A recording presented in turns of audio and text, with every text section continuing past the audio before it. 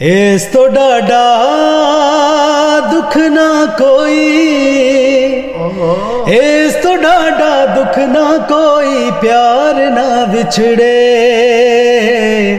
किसे दा यार ना विछड़े, किसे दा यार ना विछड़े।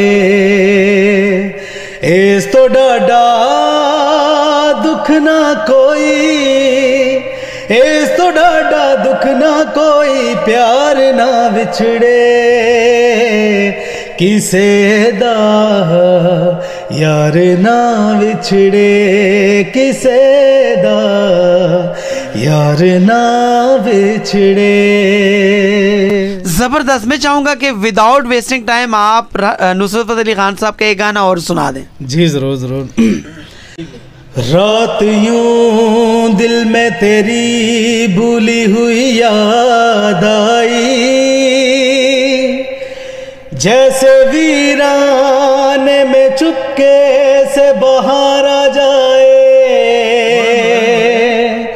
जैसे सहरा पे होले चले बाद नसीब, क्या कहने, जैसे बीमार को बेवजह करार आ जाए। जबरदस्त। आप बैठे हैं बालिम पे मेरी, आप बैठे हैं बालिम पे मेरी, मौत का जोर चलता नहीं है, मौत का जोर चलता नहीं है। आप बैठे हैं बालिम पे मेरी, मौत का जोर चलता नहीं है। जबरदस्त, माशाल्लाह आपने पूरा पूरा कॉपी किया हुआ है खान साहब को। मुझे ये बताइएगा कितना अरसा लगा आपको?